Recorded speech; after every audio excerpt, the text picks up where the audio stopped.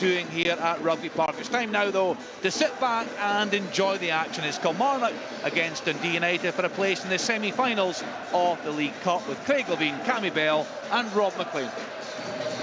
Cheers, Kenny. Yeah, these two could take a bit of separating in the course of this evening. I don't imagine the craziest notion would be that we go into a late shift tonight and that we might have extra time and maybe penalties as well to separate them. They certainly can't be separated by much in the Premiership at the moment. 2 of 3 teams on 9 points at the bottom of the table, but 2 teams as well looking as if they might be on the road to recovery. Encouraging results for them both over the last few games. They can park that league form and those league results for now, and the incentive couldn't be much greater for them. The chance to go to Hampden, the chance to play in a cup semi-final.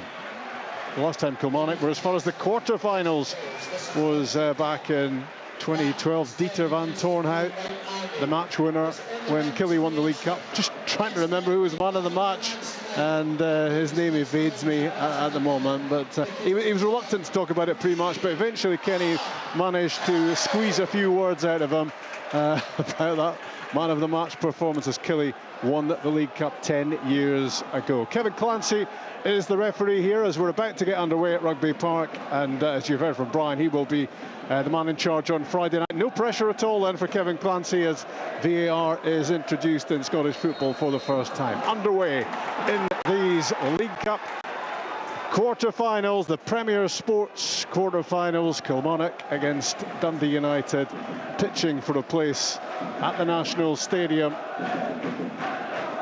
and both have hit decent form at just the right time to try to continue their cup progress.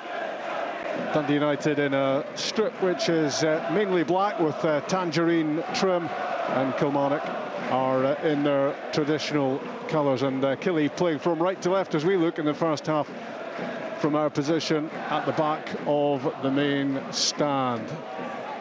Alan Power in possession, close to halfway, the Killie captain, but they cough up the ball pretty quickly, and Dundee United have it now on the right side with Kieran Freeman, a chip down the side. Chris Stokes lets it run beyond him. Jamie McGrath was chasing. Stokes clears up towards Christian Doidge. The ball goes out, and it will be a throw-in for Dundee United. Arno Joom looking to make an impact, having had 4 years, I think it was, at Hearts, at which point the director of football was Mr. Craig Levein. He's a quality player, isn't he, Craig? Yeah, he's an international player, played in World Cups, and yeah, he'll bring a calming influence to that midfield for sure. He's strong, he's good in possession, and he'll be better now. He's more experienced than when he was at Hearts. Did you know his first name was Giles? I just saw that on. He never mentioned it, funnily enough. I just saw that on the team sheet. I wonder who that is, Giles. I don't imagine that'll be much of a talking point in the dressing room. So free kick it's going to be here for Dundee United, 10 yards in from the touchline, right hand side. Jamie McGrath plays it in, lots of pace towards the back post. It is a Dundee United head which gets there. Might have been Ryan Edwards, was it? But it's off target. McMahon, I think it was. Was it coming in behind him? Yeah. Got a pretty decent head to it, but unable to force Zach Hemming into any sort of action early on, Cammy. Yeah, it was a decent delivery into the box, into the back post area, and as you say, he got a decent head to it, just too high and over the bar, and we were maybe a little bit concerned of Dundee United's height, but going by that, it was easy for them. Kilmarnock didn't defend it very well. They've got almost identical records, these two teams, in the Premiership so far, having won 2, drawn 3, lost 6. As the ball comes through to Kyle Lafferty, but he was clearly a yard or so off, and the flag went up pretty quickly against him. Back it goes from Freeman to Carl-Johan Eriksson, and booted up towards Tony Watt. Another free kick as Joom hits the artificial surface. Free kick just about on the halfway line. Hume taps it back to Edwards, the captain. On his right, Liam Smith. On his left, Scott McMahon, the back three for United. Down the line it goes towards McGrath. Stokes gets close, gets a foot in.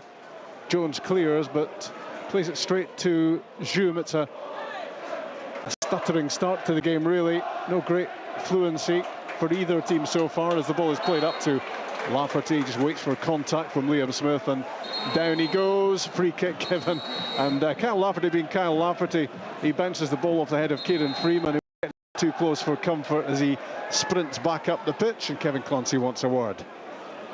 I'm just delighted to see that Freeman didn't throw himself to the ground. Yeah. The referee having a word with both players. It'll be a strange day when Kyle Lafferty doesn't attract a referee's attention in the course of a game. Free kick taken, worked across the back line. Joe Wright in the middle of the defence for Kilmarnock. Lewis Mayo plays it forward. Freeman clears. Power's header forward. Good touch from Lafferty. Back with Power. Looking to find a bit of rhythm, Kilmarnock. Stokes chips it down the line for Jordan Jones. First chance to get the ball in. It's a bouncing delivery in towards the near post. Needed somebody to be making that move in front of the goalkeeper. Dodge was close, not close enough, and it bounces through pretty harmlessly in the end to Eriksson. Yeah, again, it was positive though. Jordan Jones just getting the ball out of his feet and just trying to put a cross in. Didn't quite connect properly with it, and it was a poor cross in the end, but you can see the intent, just trying to get the ball in the box as early as possible. You've got the two strikers up there, so I'd imagine more of that from Kilmarnock. Danny Armstrong on the ball for Kilmarnock for the first time, finding Lafferty, who was stretching to get on the end of it. Possession lost. Middleton plays a pretty hopeful or hopeless ball down the left-hand side. Tony Watt was trying to get on the end of it, but he just needed to take a moment, Middleton, and he had two potential targets, but it was a bit hurried. Yeah, and Rehitch was coming up on his outside and just taking a breath. He could have slipped him in beyond the defender. Lafferty on the end of a long ball downfield, looked to flick it towards Armstrong. The last time I was sitting alongside Cammy Bell, we watched that free kick flying in from 30 yards from Armstrong. Defending for United, McMahon, but all he can do is play it to McKenzie. His ball in, was searching, it's cleared, but only as far as Kyle Lafferty. His shot is blocked by Liam Smith. It was handball, it is a penalty, it is a yellow card, and it is the chance for Kilmarnock to strike the first blow in this League Cup quarter-finals. Well, I don't know if it's a penalty or not. It was all too quick for me, and I don't know if Liam Smith had his hands close to his body or away from his body. Did you?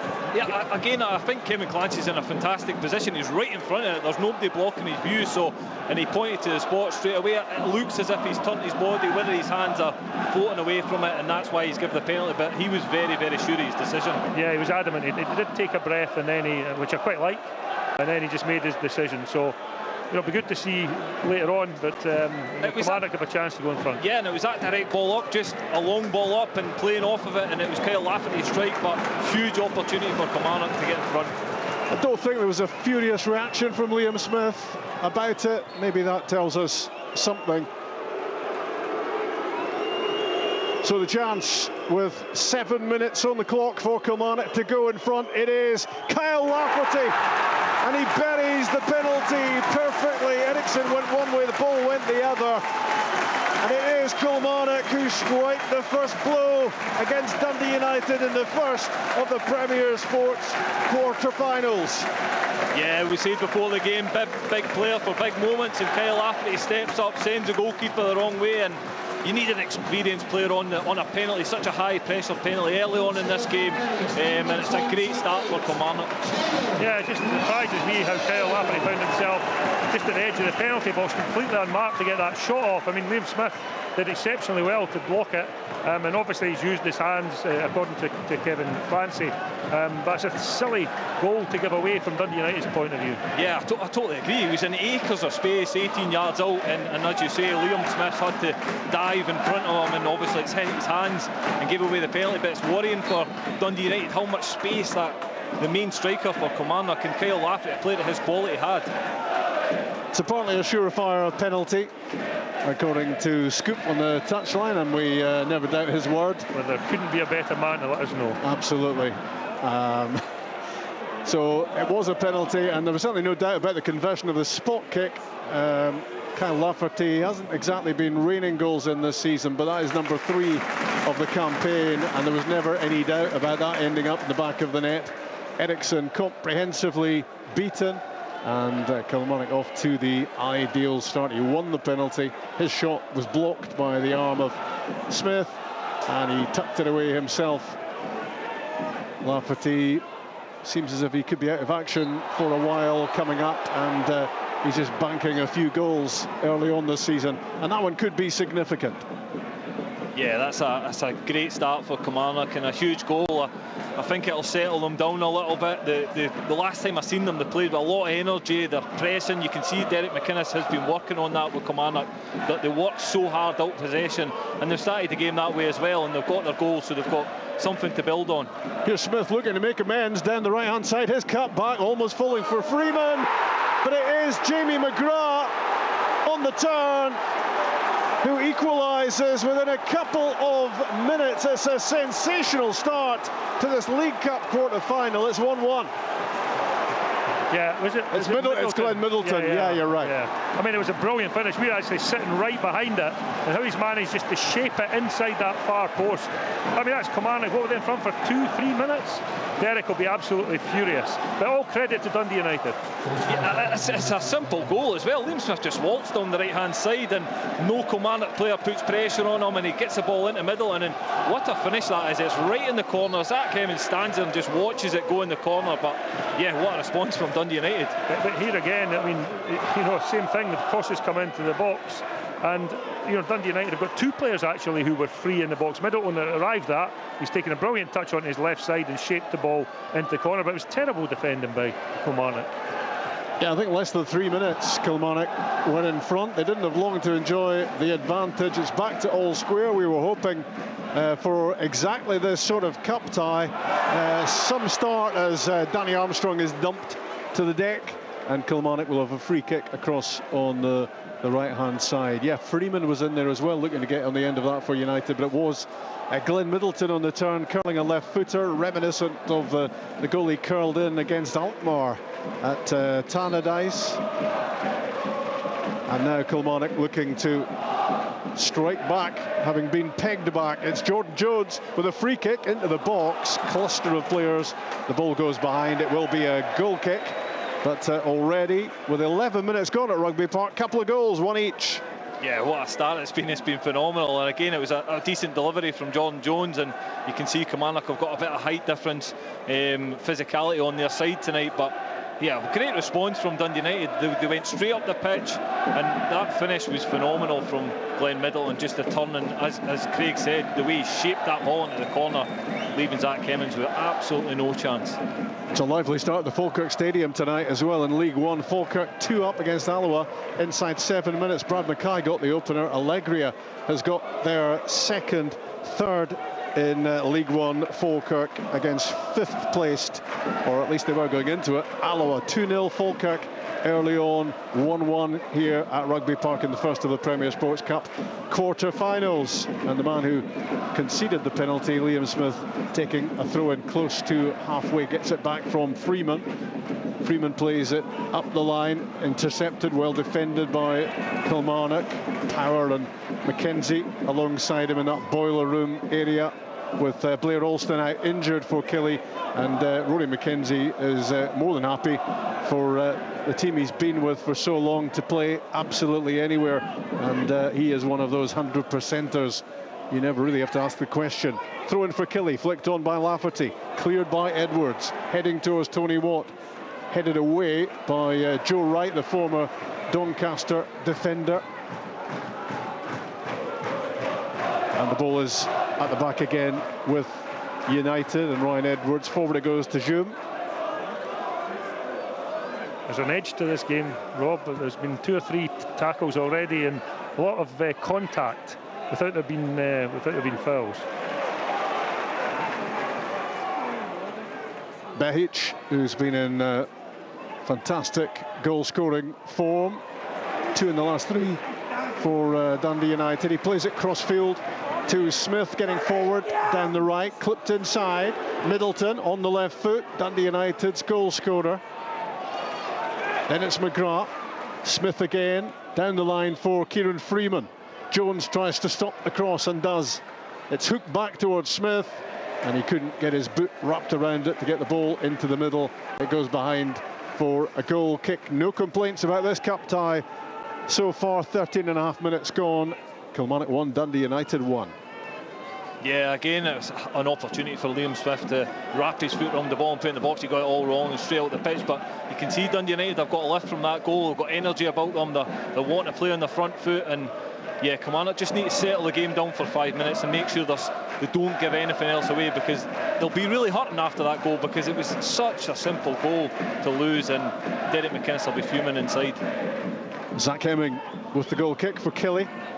It's a header well won against Ryan Edwards by Joe Wright. They weren't holding back, those two, and the Dundee United captain stays down. That doesn't happen too often, and Joe Wright is holding his head as well. It was a fair old clash between the pair of them.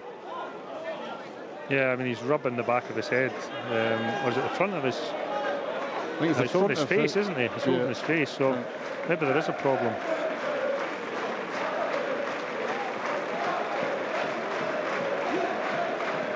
Kilmarnock in their last 3 beat St Johnstone. That was the Armstrong double, of course, that won that game. Then they drew with Hearts, where Nathaniel Atkinson scored with the last kick of the game, and then it was a draw in Paisley against St Mirren at the weekend, and it sounded very much as if Kilmarnock could have won that one. So it's not beyond the realms that Killie could be going into this one with 9 points out of 9 rather than a win and a couple of draws.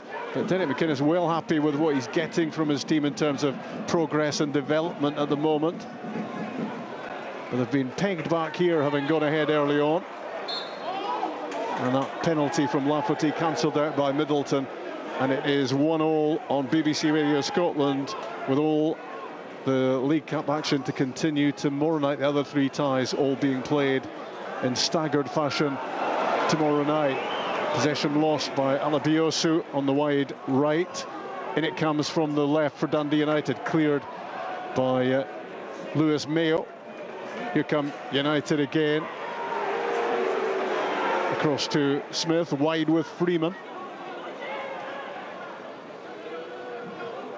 It was a great response from Liam Fox's team to come back so quickly.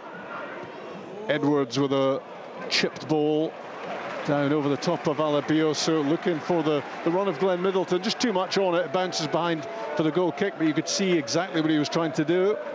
That wasn't a chip, that was a full spud, that one. Lovely touch again when the ball is played up to Lafferty, using strength, using his touch as well. Then he slides the ball down the side of the penalty box, the right side for Christian Doidge, making a clever move. In it comes from Armstrong. Jones was almost there. Lafferty is in, but the free kick goes against the Lafferty challenge on Kieran Freeman. He bundled him over, and he looked as if he was going to go on to prod the ball into the net as Eriksson dived at his feet, but the free kick goes against Lafferty. Yeah, again, good bit of play from Kyle Lafferty. Great hold-up play, loads of pressure on him, but manages to retain the ball and play in Christian Doidge, who lays off Armstrong, whips a decent ball into the box and kind of falls to Lafferty at the back post. But Freeman's got still in a decent position and felt the nudge in the back, and for me it probably was a free kick. Yeah, it was good defending by Freeman. He got himself in the right position, and actually it was a good save by the goalkeeper as well. And then Kyle Lafferty didn't know that it was a free kick. The jeers around us from the Killie fans as Ryan Edwards slices a clearance out in among the Killie faithful around us in the main stand. Throw in for their team. Chris Stokes takes it, gets the ball back from Power. Alan Power, the skipper. Tackle from Majum as he played the ball back. It's flicked by Armstrong. What a lovely touch to Jones. His cross blocked by Freeman, who clears. Power is there again to pick up possession for the home team, and he rolls it back to Joe Wright. Alongside him is Lewis Mayo inside the centre circle. Great bit of link up between the two wingers moments ago, Armstrong and Jones. First time flick from Danny Armstrong, and they are one serious weapon for Kilmarnock down the sides. Alabioso with a throw in for the home team. Mayo steps forward on the charge. Armstrong heading for the byline. Behic tries to stop him. Middleton helps out. Heading towards the corner flag. The ball goes out eventually. It will be a Kilmarnock throw. Yeah, he does ever so well because he's crowded out by the Dundee United players. Falls to the ground, gets back up and makes sure he wins something and keeps his team in that corner and in the half. Again, as you say, like the link-up play between Jones and Armstrong before was phenomenal. And if they can get them two players playing full of confidence, putting the balls in the box, I think more goals for Kilmarnock here. Jones out on that right side, alongside Armstrong. Dundee United getting the ball clear. Free kick given against Jones for being a little bit late, as Behic cleared. Dunfermline have gone in front at Clyde. It's Craig Whiten who's got the opening goal inside 15 minutes for the Pars, who are of course the League One leaders and looking to keep it that way. Dunfermline ahead at Clyde. Falkirk 2 up against Alloa. The two League One games going on tonight. Of course, it's Inverness, Cali Thistle against Hamilton. Joint top against bottom in the Championship. Chance for Billy Dodd's team to take an outright advantage at the top there. And anything happening, you will hear about it from Ailey Davis. Best part of 20 minutes gone here at Rugby Park. It has been pretty feisty between these two teams, very competitive, and a goal each so far. Scott McMahon with a throw in left-hand side, the former Hamilton player for Dundee United. Defending from Joe Wright, who's been pretty solid so far in the middle of the back three for Kilmarnock. Down goes Lafferty, free kick given. He is making his presence felt, as he generally does. Yeah, he's at the middle of everything. Again, he's winding the defenders up, he's getting them involved, and yeah, he used his experience there, just grabbed the defender, turned and fell over, bought his team a free kick that they can put the ball in the box. But yeah, he's been really impressive in this game. So free kick left-hand side, Armstrong with it, cleared only as far as Lafferty, reminiscent of the way the penalty came around. It's back out wide, Armstrong jinking back onto that left foot again, looking to get the cross in, back to Power. He does get the cross in, right across goal, what a chance, what a save by Eriksson, flinging himself to his left as Kilmarnock look to score again. I think it actually hits the post and spins away. I'm not sure Eriksson gets anything on it. From my angle, it looked like it hit the post, but again, great play, a fantastic header back across. Was it Mayo that put it back across? I don't know who it was Joe Wright with a header on the back post. Who missed it? Because it's an absolute sitter. I think was it Rory McKenzie that was in there? Yeah, it was difficult to see from this angle. There were so many players in the way. It's a massive opportunity. You're only probably 4 yards out from the goal. You just need to get anything on it, direct it towards the goal. But I think it's hit off the post. I just wondered whether Eriksson had got a touch to that, but certainly back off the upright, and it was a big chance for Kilmarnock to go in front again. We spoke about it before, Rob, though, the physicality that Kilmarnock have over Dundee United here. There is a big presence in their team, and they've been putting a lot of balls in the box so far. Down the right side goes Ryan Alabioso, on loan from Arsenal, left-footed, cross in, headed away by McMahon, only as far as Alan Power. Well, if he scores from 40 yards, he might well just hang up the boots at that point. And it took a bounce or so before it reached Eriksson. Not a prolific scorer of goals, Power, but he certainly makes a big contribution right in the heart of the Kilmarnock team. Arnaud Djoum in between the centre-backs for United, clips one left. McMahon had to hurry to keep it in, then launch it up towards Tony Watt. He can't make it stick. And Kilmarnock in possession with Stokes, who steps away from Watt and then rolls a pass to Power, right in the middle of the action. And plays a pass right side to Alabioso. In off the right comes Armstrong. Deflected cross, fended away by Freeman. Zoom gets there, looks to pick out Tony Watt with an early and quick ball down the pitch. But Lewis Mayo had things well under control for Kilmarnock. Stokes to Power. Looking to control the game if they can, Kilmarnock. McKenzie gets involved. The ball is fired up towards Doidge. Now it's Alabioso coming in off the right side, threads it through. It's Roddy McKenzie, right side of the box. Thought he was going to get the shot away.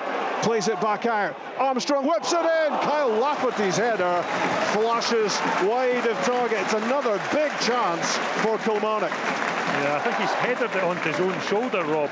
And that's what lifted over the crossbar. But again, I mean, any time that that Kilmarnock look to throw a ball into the box, I sense there's a little bit of panic from the Dundee United defence. Goal in Inverness for Ailey. Yeah, there is indeed. It's for the visitors. Hamilton making a break, and then it was Andrew Ryan with the cross in from the left-hand side, and then from about 4 yards out, Andrew Winter finding the back of the net. So it's Inverness Kelly Thistle 0, Hamilton 1. Andy Winter with the goal, a surprise scoreline early on in the Highland capital. Plenty of time, though, for the home team to turn things around and keep their very impressive run going. That's the one and only game in the championship tonight. The leaders, the joint leaders, are behind. Good header from McMahon defensively for Dundee United. Power to Stokes, and on the touchline is Jordan Jones with Freeman for company, and he rolls it back to Wright, who lets it run through to Hemming. His clearance can't be kept in by Lafferty. It was always swinging out towards the Kilmarnock technical area. Goes out for the throw, and Liam Smith to take it. Well, it's been pretty breathless so far. 25 minutes in at Rugby Park. Kilmarnock 1, Dundee United 1. BBC Radio Scotland. Kyle Lafferty's penalty. He's had another big chance since that header just a couple of moments ago. Kilmarnock also hitting the frame of the goal after Glenn Middleton had equalised for Dundee United. Liam Fox is 8th game in charge of United, having taken over after the departure of Jack Ross. Free kick given to Kilmarnock.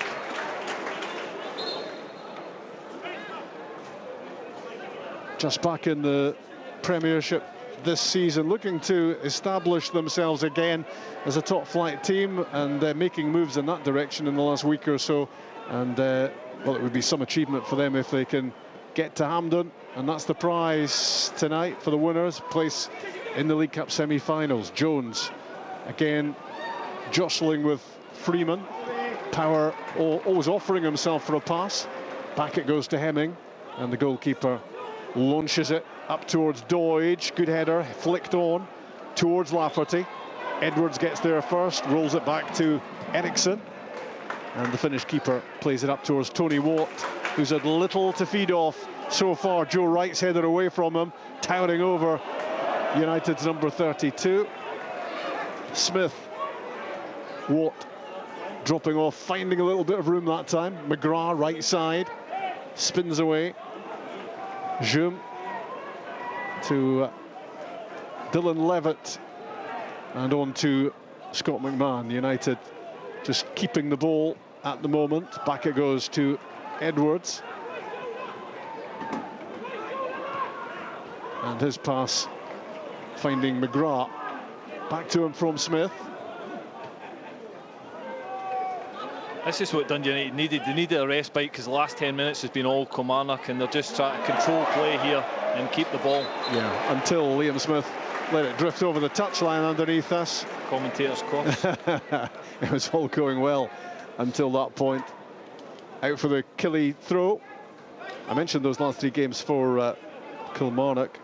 Well, 7 points in 8 days for Dundee United, beating Aberdeen and Hibs, and that draw in Dingwall with Ross County at the weekend. Big results for a team who've been toiling badly, Craig, your old team.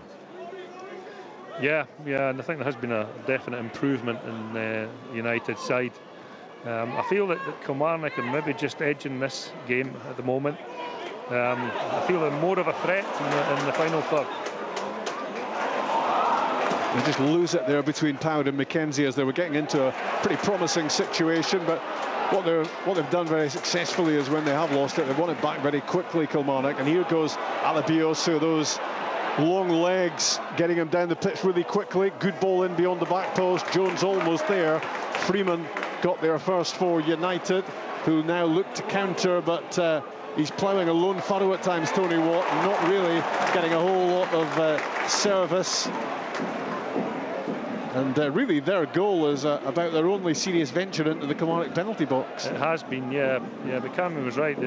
For a period, in fact, 2 or 3 minutes back, they held the ball and controlled the game for what I would consider the first time. They had a bit of composure. They passed the ball, they went forward, they probed, they came back out, they went the other side. And that was the first real signs of any composure, wasn't it? Yeah, definitely, and they needed it because they were under the cosh a little bit. Kilmarnock were getting more and more energy because they had the ball for long periods. But you're right, Craig, they just needed that period where they build their confidence back up, play a few passes, again give their defence a little bit of respite as well. I was going to say, stay away from your own goal, stay away from the having to defend constant crosses into the box. And Kilmarnock have done that so well. Every opportunity they've had in this first half, any ball in the wide area, they've delivered it and asked the question. They've probably identified that. I'm pretty sure Derek McInnes would have looked at the team sheet when it came in and realised obviously the height difference that they've got, and they've got two big guys up front who are willing guys that will go and header the ball, in Christian Doidge and Kyle Lafferty. So they've used that very well, albeit Kyle Lafferty's struggling at the moment. Yeah. They've got 5 of the 6 tallest players on the pitch. I mean, I think Edwards would be the only one that would compare.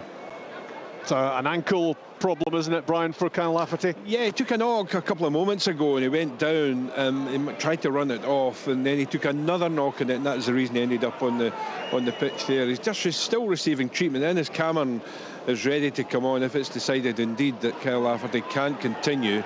But at the moment, I think he's trying to put his boot back on once again, so he may give this another minute or so before he decides exactly what's going to happen. Yeah, he seemed pretty keen to get that right boot back on again and get on the pitch. So Innes Cameron might just have to wait in the wings for a little bit longer as Lafferty will check out whether he is able to continue. He's certainly going to give it a go, and Kilmarnock will want to keep him involved in the game because he's been all over it so far. Yeah, he's been brilliant. His link-up play, his physicality up the top, and he's a huge player for Kilmarnock. Again, I think he'll give it everything to try and stay on the pitch. He knows he's going to be facing a ban, and this probably could be his last game for a little bit of a period of time. So he'll be trying everything to stay on that pitch. Half an hour gone. Kilmarnock 1, Dundee United 1. Throw in left-hand side for Killy. Stokes to Doidge. Then it's a header from Liam Smith. Lafferty flicks it forward. Armstrong is there. It's all very cluttered. Lots of players crammed into a small area of the pitch. The ball goes out in the end, and it will be a Dundee United throw. They cancelled out the opening goal very quickly, Killy. And it was apparently Lewis Mayo who missed that big chance, striking the outside of the post for Kilmarnock. There was a big opportunity to restore their advantage as Alabiosu intercepts a ball that was heading towards Behic down the left-hand side for Dundee United. McMahon on the ball now, down the line for the Australian. Behic plays it quickly, looking for Middleton. Mayo doing the defending. The ball goes out far side for a throw.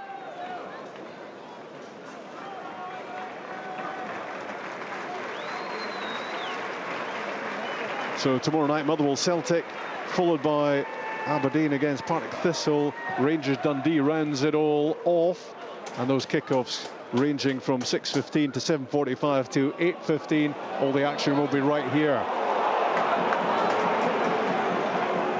as Kevin Clancy makes a decision without the help of VAR tonight. He will have it on Friday, to a decision which didn't appeal to the Dundee United fans too much. A free kick on the touchline far side for Kilmarnock. Seems to be a bit of confusion about where it should be taken, and it is going to be Zach Hemming in the end to get this up the pitch for the home team.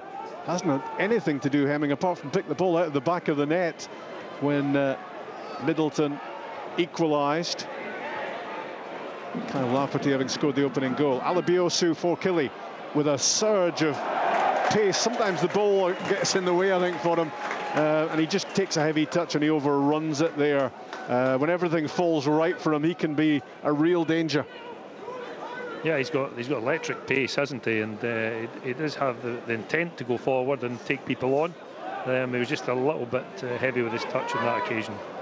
I think if he's on the books at Arsenal, we'd probably give him the benefit of the doubt, and he can be a big asset for Kilmarnock this season. United play it forward. Mayo doing the defending against Middleton. The ball drops for Power. Good feet from him. Good strength and balance and control.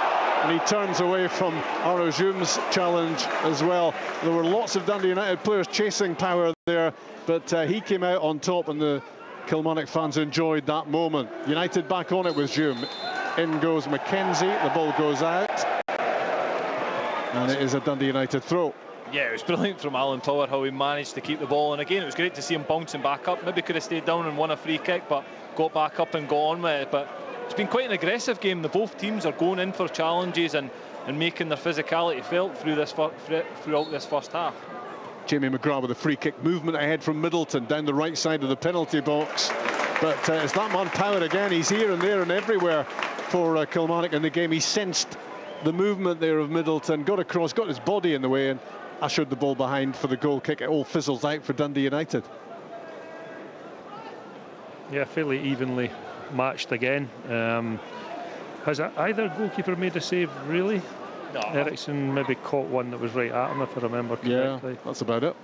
The only chance, I mean, again, we go back to that chance that's hit the post, and that's probably the closest there's been apart from the 2 goals. But Kilmarnock, for me, have kind of edged it. They've got the more intent going forward, attacking-wise. And they are going forward right now, and Jordan Jones curls in a right-footed cross. It was a brilliant delivery, and it's a brilliant bit of defending as well from Aziz Behic to hook that away. It was curling and dipping in towards the far post area from Jones. Real quality on that, and it needed a bit of defending, and it got it from the Australian. Driving forward, Mayo. Stokes on the left-hand side for Kilmarnock. Down the line, looking for Jones. Across comes Liam Smith to head the ball out. It's a good cup tie, isn't it? Yeah, the thing about that makes it special for me is that every single challenge is contested. You know, I don't think either of the teams are off it at all, and that's the exciting part about it, isn't it? We've had the required amount of fouls. Yep. Jones and Armstrong again popping up on the same side, this time the left. Jones it is. Stokes on the touchline, works the 1-2 with Armstrong. Chris Stokes heading for the byline, cuts it back. McKenzie can't get there. Middleton got there first. It was an important intervention because McKenzie could have been onto something there. It was a really well-constructed attack by Kilmarnock. Yeah, fantastic play again. It's them 2 guys, Armstrong and Jones, at 1-2 passes, and Stokes does fantastic, continues his run, cuts it back, and for me, Rory McKenzie was just on his heels and maybe should have anticipated it. Corner kick, Kilmarnock, left-hand side. Jones to Armstrong, curling ball headed away by Watt. Then it's Behic up to Middleton. McKenzie looks to get in the challenge and does, and stops him. And did the right thing, but he gets a yellow card against his name for it. Kilmarnock's number 7. Jordan Jones with a verbal volley towards the 4th official on the touchline. I think it's a clever foul from Rory McKenzie. He knows what he's doing, just grabs onto him. There's a breakaway on, so he knows what he's doing and probably just takes a yellow card in that situation. Dylan Levitt on the ball for Dundee United. Been pretty quiet so far, but he is capable of moments of brilliance. We know that well enough. As Behic is caught on the ball, left-hand side for Dundee United. Slipped forward towards Christian Deutsch, who's bundled over right at the edge of the penalty box. I think he just got his body in front, put the brakes on a little bit, and you know, he's actually done it really, really well, hasn't he, Christian Deutsch? He's drawn the foul from Edwards, and yeah, I think it was a free kick, Rob. It's just outside the penalty box. Yeah, he's made the challenge, Edwards. He's got a yellow card for it. He's made the challenge just in time. Yeah, he's just right on the edge of the box because he's going into the box, Deutsch, but I think the contact was made just outside the box. Again, fantastic play from Danny Armstrong. Sees the run from Deutsch, which is a really clever run in behind Edwards, and Edwards just kind of clips his heels as he goes by, and it's fortunate for Dundee United it's just outside the box. Yeah, it's just at the right corner of the penalty box, this free kick. Danny Armstrong again, Rob? Well, it's maybe a bit too close in for him. I think he prefers them about 30 yards out. But no, he's well capable. And Jordan Jones, we've seen some great deliveries already from Kilmarnock's number 10. So these two will sort it out between them. And you can see Kyle Lafferty just noising up the goalkeeper standing in front of him when he's trying to line up his wall. Eyeball to eyeball with Eriksson is Lafferty. Mind games. Now he trots back out and away from goal. Is it Armstrong? Is it Jones? It's Danny Armstrong. The wall does its job. The ball rebounds out in from Power, and up goes an offside flag. They just didn't get the ball high enough. I don't know who it was in the wall that managed to get a head onto it, but it just, you know, it was a little disappointing, if I'm being honest, because, you know, he's got better quality than that. Yeah, as you say, Craig, he just doesn't get the height on it and lift it. It looked as if it was a fairly comfortable clearance, but the wall done its job. 39 minutes on the clock at Rugby Park. Kilmarnock 1, Dundee United 1. You're with BBC Radio Scotland. Tony Watt, 25 yards out, has a crack at goal, right, blocked it, spins out in the direction of Freeman, and Jordan Jones batters it off the Dundee United wing back and out for a throw-in. Kilmarnock fans hoping that Jordan Jones returns to the sort of form he displayed in his first spell here, and there are certainly strong hints of that in the last few weeks. And if he does get to that sort of level, he is one big player for Kilmarnock, as is Danny Armstrong on the other side. Defending for the home team, Mayo plays it away to Armstrong. High on confidence at the moment. The minute I said that, of course, he plays the ball straight to Arnaud Joume, who slips it to his right. Glenn Middleton inside the box on that left foot again. Stokes blocks the effort, spinning towards Behic on the left side of the area. Mayo gets there, good defending from him. It was determined, it was aggressive, and he got rid of the immediate danger for Kilmarnock. It was great defending by Stokes, because I do think Middleton was trying to do exactly as he did with the first Kilmarnock goal, which was to shift the ball and aim for that far corner. But, you know, great defending by Stokes. On the attack, Dundee United, not for long though. And as the ball broke back, lunging in went Scott McMahon. No free kick, and the Kilmarnock fans are furious. Yeah, again, it's difficult to see from here. I think it's Danny Armstrong that's took a sole one. For me, it looked as if it was a fair challenge. I think Danny's went to actually go in for the challenge, and whether he's caught the bottom of his foot when he's stroked the ball, but yeah, it's difficult to see from this distance. It looked a lunge, didn't it, from our long-distance view? Yeah, probably that refereeing wasn't in keeping with the way he's refereed the rest of the match. I don't know if there was an awful lot in it, but there have been similar challenges that have resulted in free kicks.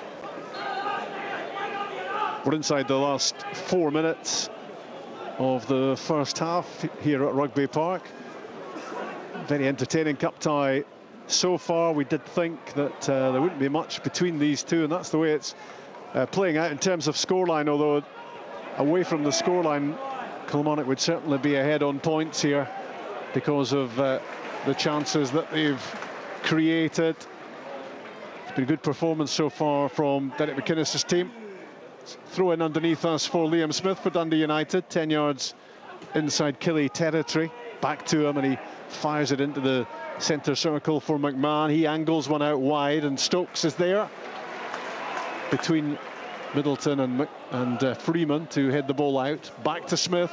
Liam Smith's cross ball back post, missed by Alabiosu, and that could be dangerous. It's clipped back into the middle, and it bounces harmlessly behind in the end. That could have been a costly error by the on-loan Arsenal youngster. Yeah, it was a great ball in the box after that, and I don't know if it was Freeman who got up from his right wing back row, and I think he'd been a wee bit more determined and got across in front of his man. He's got a tap in.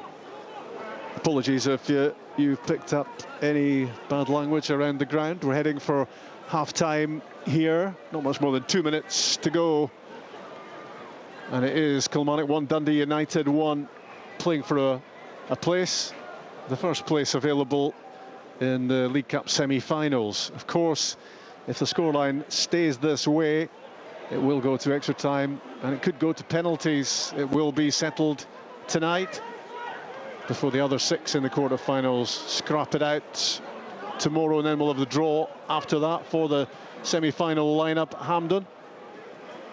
Back it goes from Joe Wright to Zach Hemming, and the on loan Borough keeper plays it up towards Doidge, battling for it, does really well to win it. 1 against 2, not in his favour, but he came out on top. Now Jones feeds it back. Stokes with a great cross ball in. McMahon's headed away. Good defending from him, because it was a great delivery from Stokes. In the middle of the pitch, Rory McKenzie winning possession. Alabiosu on the move. Armstrong rolls it back. Mayo back out wide to Ryan Alabiosu, heading in the pitch, back to Power. They really have played a lot of good stuff in this first half, the home team. They will feel that they should be back in front in the game. Doidge to Alabiosu. Just that gangling style, getting him down the side. Then he feeds it back. Armstrong, a whipped cross in, a diving header away from McMahon. Tony Watt chasing, but he has been chasing shadows tonight, and he's had very little to feed off, and he's been in good goal-scoring form, having broken his duck, and now has scored 3 for United this season, but certainly it's not quite been as good as feeding off scraps so far. Back to Alabiosu. Lofted cross beyond Doidge at the back post. Incoming Stokes. Flips it up. Freeman there for United. Middleton helps him out and clears, but it's not a great clearance because it goes straight down the throat of Power. Inside 2 minutes of stoppage time. Down the left. Stokes cross. Blocked by Smith. It goes out for the throw-in. Yeah, Kilmarnock are really ramping it up, coming up to this last 2 minutes of the first half.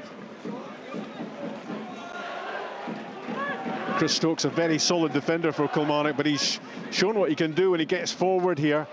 Gives it to Armstrong. It's an up and under from Danny Armstrong. It was almost dipping in under the crossbar from the left-hand side. Everything he seems to do at the moment turns to gold, and he's won his team a corner kick late on in the first half.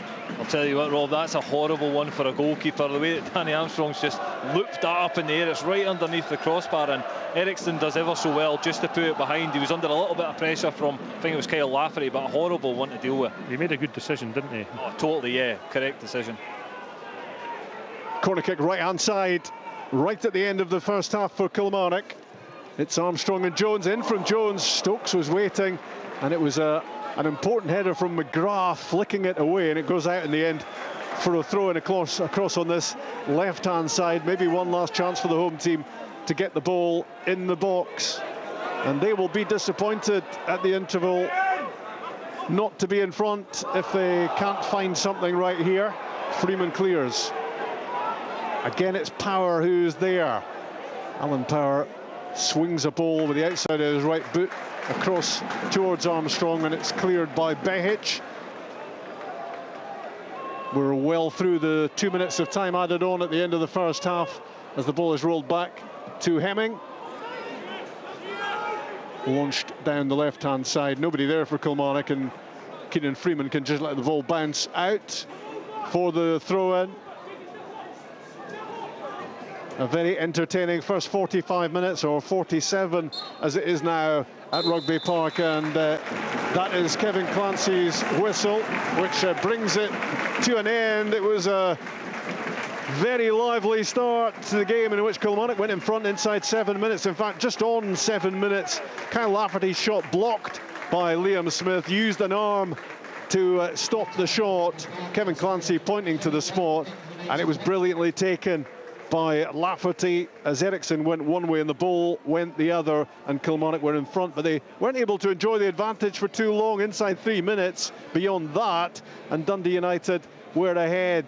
It was sharp striker play from Glenn Middleton, who got room inside the box and turned and curled a left footer past Zach Hemming, and suddenly it was 1-1. Dundee United have had very little else in an attacking sense in that first half. Kilmarnock will feel they should be back in front. There was a great opportunity for Lewis Mayo, who hit the post when he really should have been making it 2-1.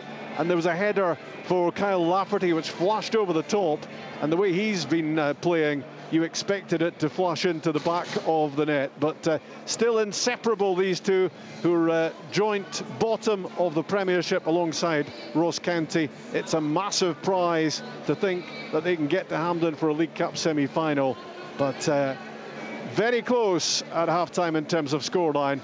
Kilmarnock 1, Dundee United 1. The Scottish League Cup. Live on Sports Sound from BBC Radio Scotland. Where Scottish football lives. Previously on Breaking the News. Do you think we will ever see a robot comedian? Oh, I think that's very disrespectful. You're completely forgetting the legend that was Dusty Bin. Subscribe to the podcast on BBC Sounds and listen Friday from 1:30 for the next episode. Since the accession of King Charles, top lawyers have changed from QC to KC, and the jury is now known as the Sunshine Band. Breaking the News, Scotland's topical panel show with me, Des Clark, on BBC Radio Scotland. So one apiece here at Rugby Park in the first of the Premier Sports quarter-finals. 3 ties tomorrow evening for you on Sports, and Lafferty with a penalty on 7 minutes. Great strike from the penalty spot from the big striker, but a really nice finish from Glenn Middleton on 10 minutes. Cammy Bell has us level here. There's been a real edge to this game. Had some really biting challenges going on out there.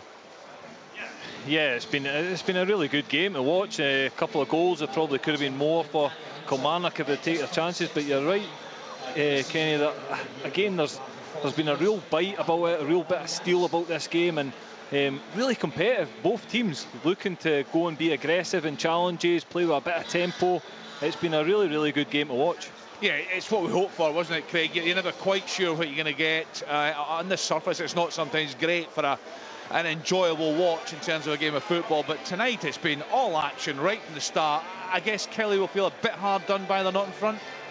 Yeah, I mean, there haven't been sort of multitudes of chances and brilliant play, but it's just the competitive nature of the game that actually is quite enthralling. And there have been challenges that have been going on. I think the referee's handled it pretty well. You know, he's let a few things go that were 50-50, and he's refereed the game, and I think sort of I'll give him a 7 out of 10. That's quite high for me. Actually. Very high. So very, very high. And I think that Kilmarnock are edging it. There's no doubt about that. We've spent most of the time watching this half of the pitch, and that is the half where Kilmarnock were attacking. I think they got away in the last 15-20 minutes from the things that they were doing early in the match really well, which was just throw the ball in the box. Put the ball in the box at every opportunity, and there was a spell there after 20-25 minutes I felt that Dundee United were panicking. Every time the ball came in the box they were panicking, and the thing to do when that happens is to recognise it and just to continue to do the things that you've been doing that get you success. So I think Derek will be trying to just reinforce that to them, that don't try and do too much on the ball. If you get an opportunity to put it in, just put it in. You've got two strikers who are both really, really good in the air. So play it simply, put it in the box and see what we can get from it. Why are they getting it right, Kilmarnock? Why are they dominating here? What is the key part of the game for you so far, Cammy? I just think they've been on the front foot. I think they've played, as Craig said, that they've played a lot in Dundee United's half. They've retained the ball really, really well. Again, when Dundee United have won the ball back, I see Alan Power everywhere, picking up second balls, restarting the attack, and that's what they've done. They've consistently attacked at Dundee United, go out in wide areas, and as Craig said, they went away from it a little bit, but at the start of the game they were just getting the ball out of their feet, crossing the ball in the box, asking the question. And listen, we need to give Dundee United some credit, because they've defended the majority of the balls into the box well against a difficult opposition in two large strikers, Kyle Lafferty and Christian Doidge. So they have done well to a point, but I do agree with Craig as well that Kilmarnock tried to overplay a little bit in periods, and it just didn't work for them. I think they need to stick to what they were doing at the start, throwing the ball in the box, and ultimately that's where the goal came from. It was a ball in the box, it was a second phase strike from Kyle Lafferty, and obviously they gave a penalty. But yeah, they've been, for me, the dominant team, the team that looks like they're going to go and score that second goal. What will Liam Fox be looking at half-time, Craig? Going to be looking at any changes to personnel, to formation? I don't think so. I mean, it's not, you know, even though we acknowledge that Kilmarnock have been the better side, it's not like they've passed up 5 or 6 glorious opportunities. So I think there'll be an element of the half-time team talk that will involve just keep doing what you're doing. I think they've done quite. I think Arno Zoom's done quite well. He's you know, getting around. He's tidying things up. He's been available to receive the ball just about everywhere on the pitch when somebody's in trouble. But I just think that the front three for Dundee United haven't done enough. I mean, in fact, the goal itself came from Liam Smith, who's one of the 3 centre-backs making a forward run, and it was him that played the ball in behind, if I remember correctly, and then was it Freeman that crossed it? Something like that, anyway. We'll look at the telly and we'll have a look later on, but something like that. Anyway, for me, that's where I think United have struggled a little bit, is in the forward areas. They haven't had any sustained pressure on the Kilmarnock back line. So that's probably the difference, though, Kenny, is the sustained pressure that Craig talks about. Kilmarnock have had so much of that, and it gives the opportunity to the wide players to put the ball in the box and create chances. Dundee United have had flashes, and they've got up the pitch in small parts, but they've not done it consistently. Yeah, it's a really enjoyable game. As Craig said, they're not a whole lot of quality here tonight, but plenty of aggression, plenty of endeavour, and actually 2 decent goals, a great penalty from Lafferty and a really nice finish from Glenn Middleton. There is championship action this evening at the Caledonian Stadium. Let's cross to our reporter Ailey Davis. Inverness Cally Thistle up against Hamilton Accies. Yeah, that's right. At half-time, it's Inverness Cally Thistle 0, Hamilton 1. Just that goal from Andy Winter separating these sides at the Caledonian Stadium. His goal coming on 22 minutes. Hamilton playing with a real sense of determination tonight, and you'd never know that they were bottom of the league coming into this game. But of course, we know in the Championship anyone can beat anyone. It started well enough for the home side. Aaron Doran with a long-range effort, that going wide. Zach Delaney to a driving run into the box and then a strike, but that's straight at Hamilton keeper Ryan Fulton.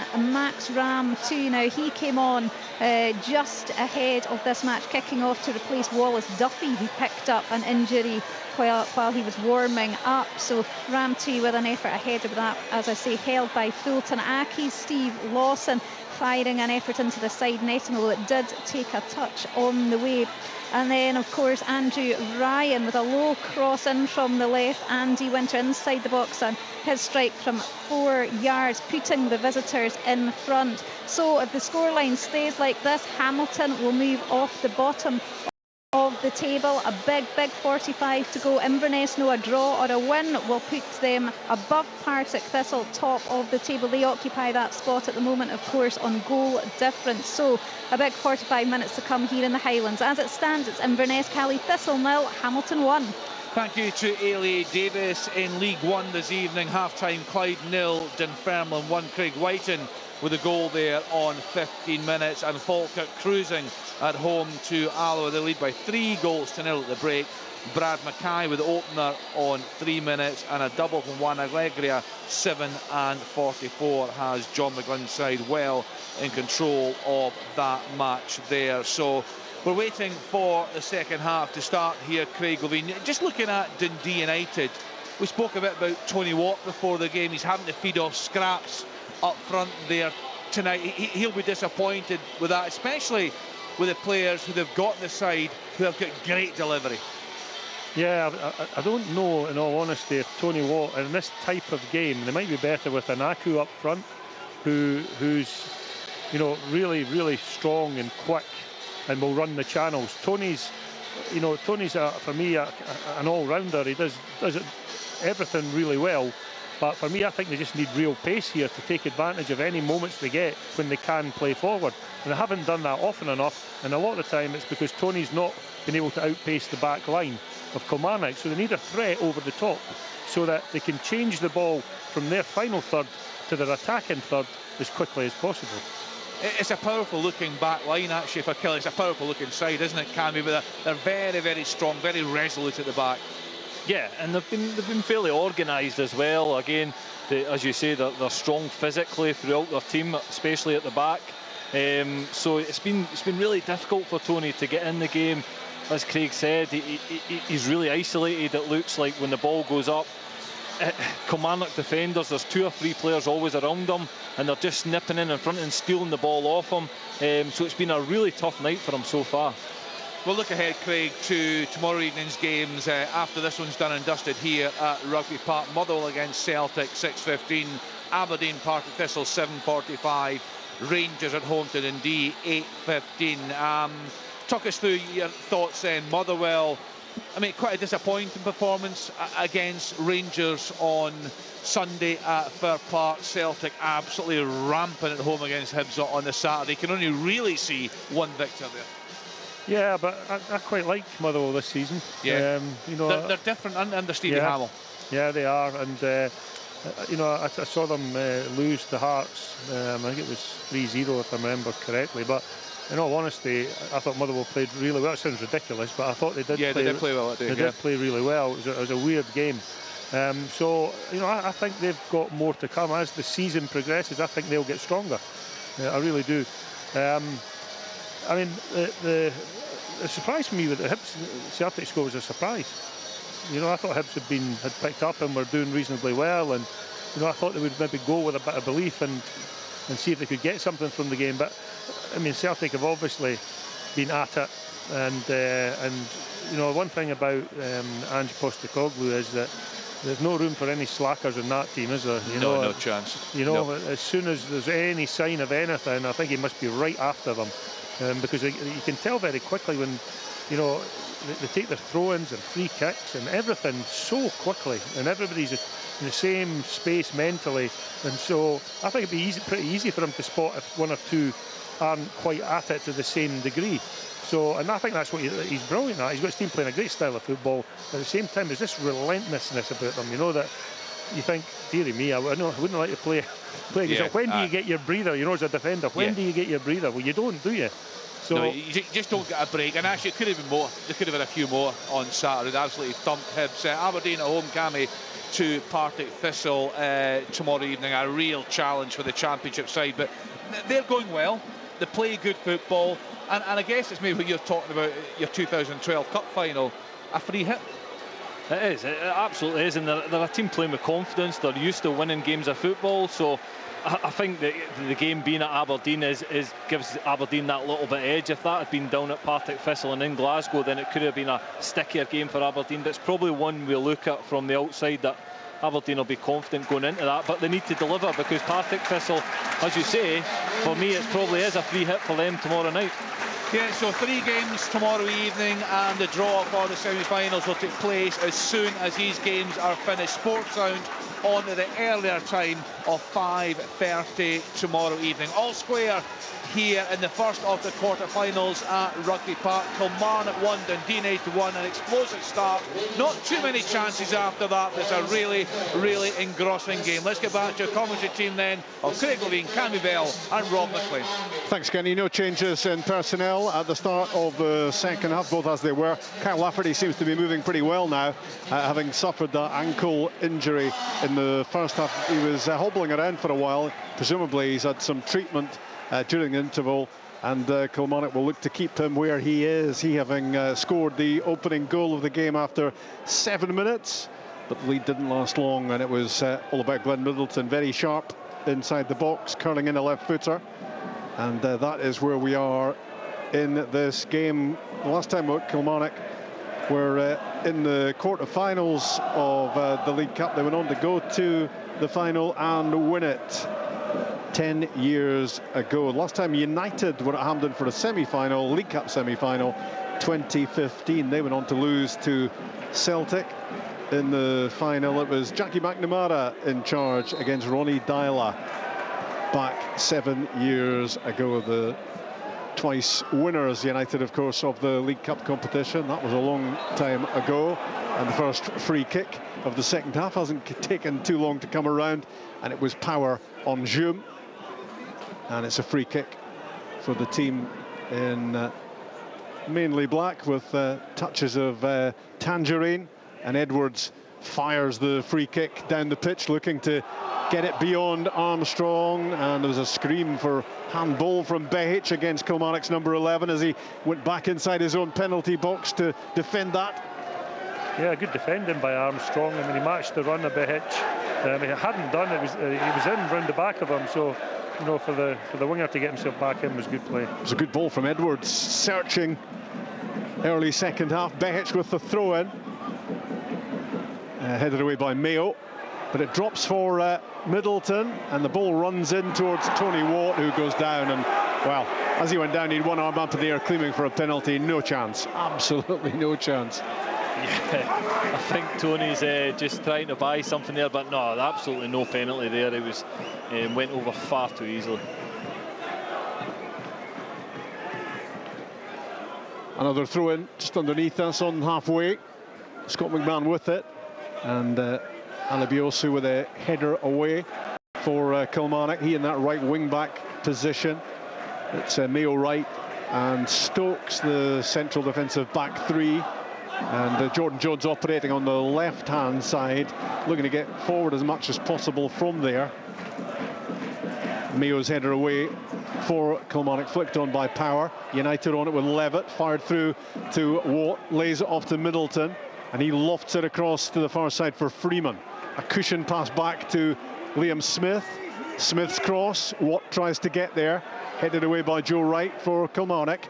Now it's Doidge stabbing the ball forward up towards halfway, and collected by Levitt, and back it goes to the skipper Edwards, and alongside him Liam Smith. He might be operating on the right side of the back three, but he certainly gets up the pitch pretty regularly, and as Craig said at half-time, he was very much involved in the build-up to the equaliser for United.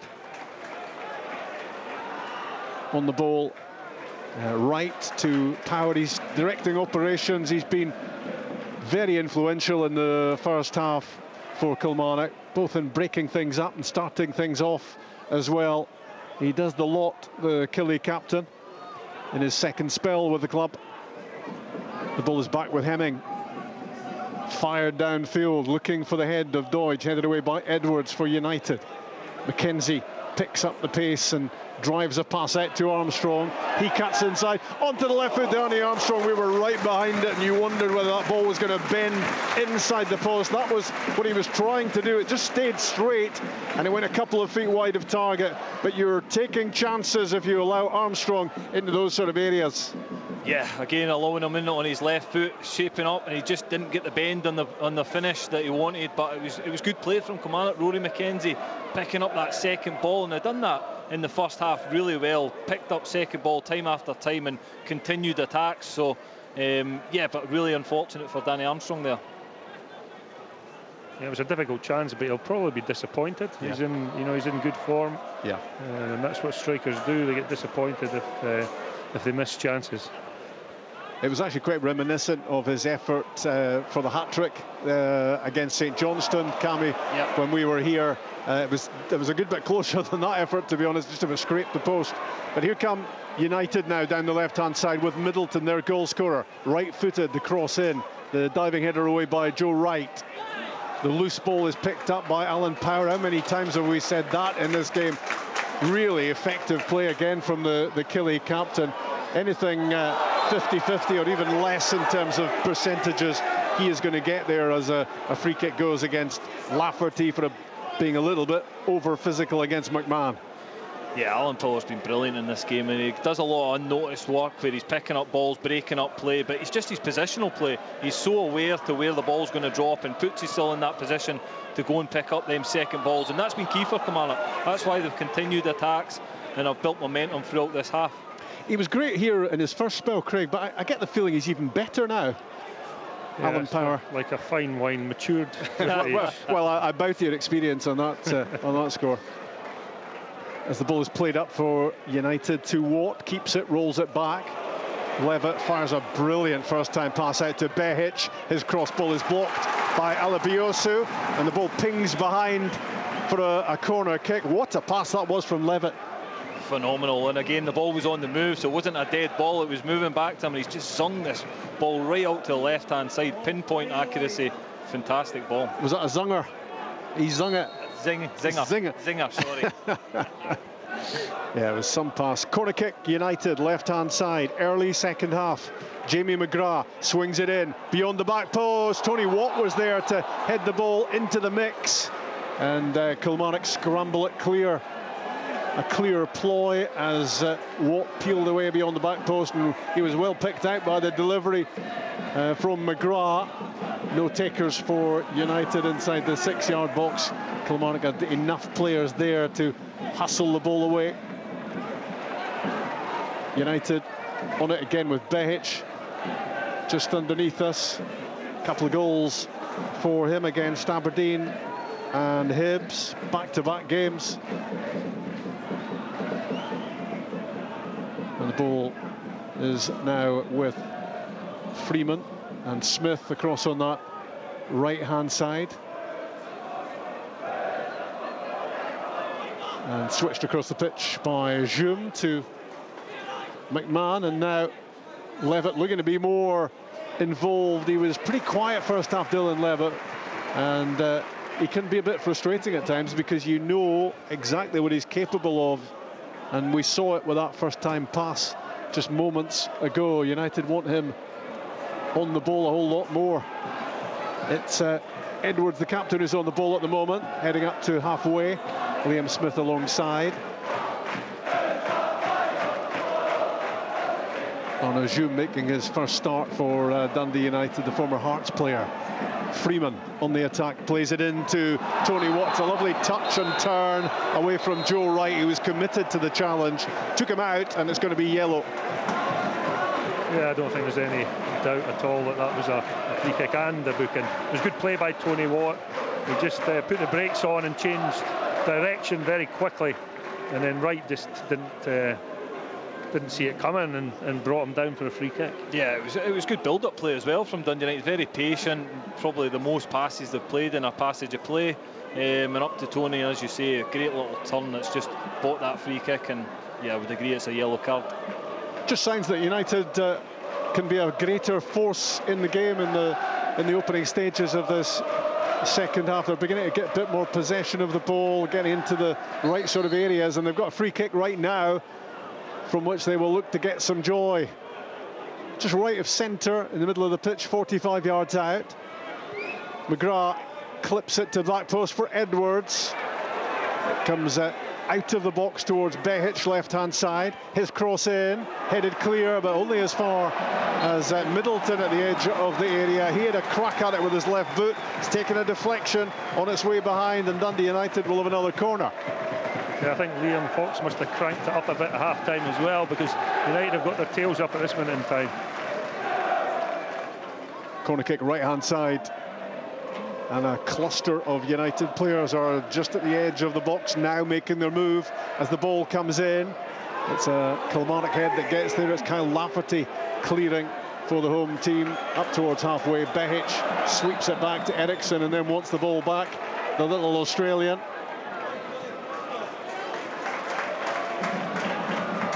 Yeah, there's much more of a zip about Dundee United at the start of this second half, and a cool bit of goalkeeping as well from Eriksson, who had Deutsch bearing down on him as he just did a little shimmy before he got the ball clear. Kilmarnock 1, Dundee United 1, with nearly 10 minutes gone after the restart, and a ball down the left side for Tony Watt to chase, and he will chase, and he will get there. And he has a little look up, and he gets back onto the right foot. Good shot in. It came off Middleton, his own teammate. And then Glenn Middleton tried to roll it to the byline for Behic, but he was static, and the ball slips behind. Yeah, I don't know why Middleton was running across the face of Tony Watt when he was about to shoot. I mean, he got himself, planted himself right in the spot. We didn't know if it was going to be on target or not, but we didn't get a chance to find out because, Middleton ran across his path. Much better from Dundee United, though. Look, in the final third, they look as if they're getting bodies up there. They're playing with much more intent to try and hurt the Kilmarnock goal. And yeah, I think there probably was hitting the target. And as you say, Craig, I don't know why Glenn Middleton put himself in that position. You get the feeling that Liam Fox might just have reminded them during the interval, Dundee United, about the prize on offer and the incentive of winning the game, because they're much more at it as they look to head to Hampden for that League Cup semi-final. In the first half, if any team was going to retake the lead, it was going to be Kilmarnock, it seemed.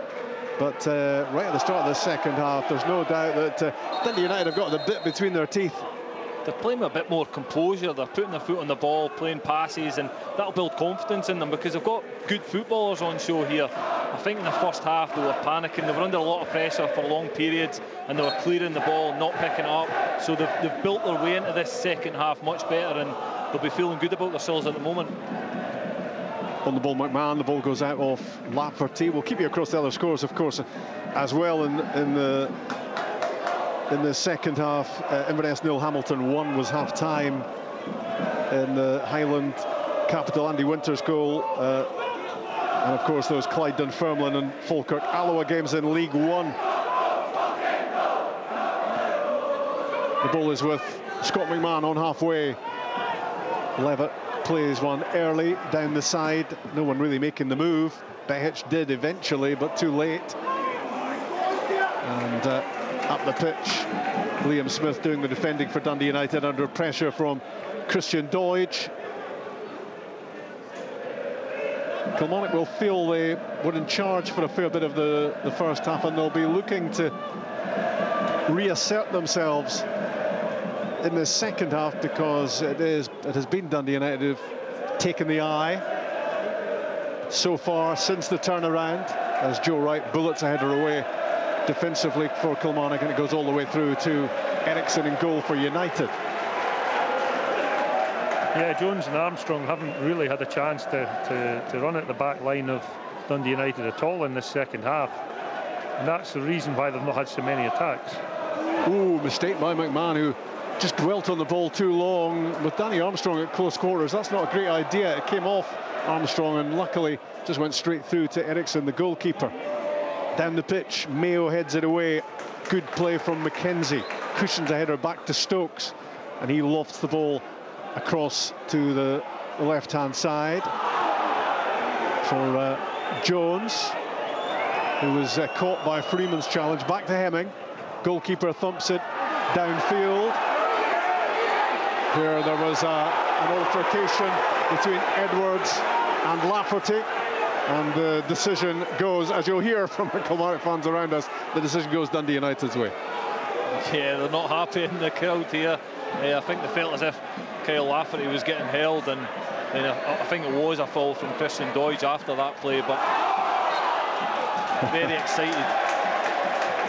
Handball from Aziz Behic down underneath us. There were about a couple of thousand Killie fans on their feet, making sure that Kevin Clancy didn't miss that one, and he didn't. And he'll have VAR with him on Friday, Kevin Clancy. What could possibly go wrong? You wouldn't want to be Kevin Clancy on Friday, would you? This game has definitely gone up a notch. I thought it was quite intense in the first half, but it's even more so this half. It's one of those games where you don't want to be making a mistake, the mistake that denies you a place in the semi-finals. That's my worry. It might be a mistake that actually, decides what the outcome of this match is. Or it might be a moment of magic. Well, let's hope for the second of those two. Let's tick B. Behic for United to Levitt. And across the pitch to Smith. Deep inside their own half, Dundee United, keeping comfortable possession of the ball. Behic, well, rolls one down the line. There were two United players, neither moving towards it, and that means Kilmarnock intercept and pick up possession. Armstrong to Alabiosu, but quickly back with Dundee United again, and Liam Smith sprinting forward, joining the attacking momentum, and when he goes forward, Freeman drops back to cover him defensively, but when it was played back to Eriksson, it's a really loose ball out from the Finnish goalkeeper, out for a throw-in, and that just hands the ball back to Kilmarnock. Yeah, but again, that's down to Kilmarnock's work rate. They've done it all night, chased lost causes, the ball back to the goalkeeper. There's always a player, a Kilmarnock player, put him under pressure, and it's forced a mistake from Eriksson there. Alan Power to Alabiosu on the touchline, right-hand side, looking to shrug off the challenge of Behic. It's little and large when the two of them go head-to-head.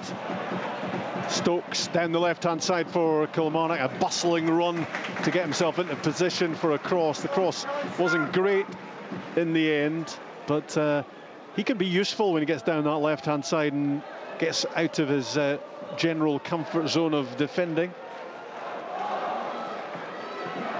Back the ball goes to Eriksson for United, rolled out to Ryan Edwards, just outside the penalty box for Dundee United. A little bit cagey and cautious at the moment.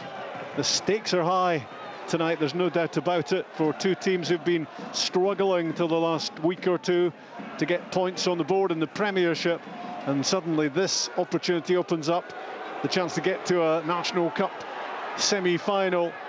And these are the sort of thoughts that are playing inside the heads of the 22 out on the pitch. It really could change the complexion of the season if you can get to Hampden for a semi-final. Throw in for United, right-hand side. The scoreline, as it was at half-time, 1-1. The throw-in directed to Tony Watt. Much happier with the game, the way it's going, Tony Watt, and he's much more involved.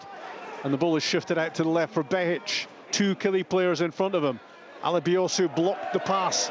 Back on it, though, the Australian, before finally it fizzles out and the ball drifts out. And Kilmarnock are going to make a change, Brian. Yeah, Ben Cruzen's had the call. He's going to be coming on. I'm still waiting to see who it will be. He'll be replacing. He's been warming up basically since half-time. So obviously a decision has been taken and Cruzen will be coming on. The board just going up right now, and it's going to be number 6, Chris Stokes. Yeah, Stokes off and Cruzeni on. It's my third attempt at pronouncing his surname. I went for Cruzin the first time, Cruzen the second time, but according to the player himself, it is Cruzeni. So I'm glad we've got that sorted out, and that's him on the pitch, replacing Stokes. Yeah, again, it's probably a slightly more attacking move for Kilmarnock, getting him on the pitch. He's been impressive when I've seen him play, now that you've pronounced his name. Yeah, we had a few goes at it, didn't we, the last time. He's on loan from Aston Villa, he's 18. Who went off, Rob? Stokes, yeah. Is it a back four? Yeah, it looks like back four now, yeah, with Alabiosu on the right and Cruzeni on the left, and Wright and Mayo in the middle. Is that a decision that surprises you, Craig, to take off Stokes? No. Well, I think this is an attacking move from Derek. Yeah.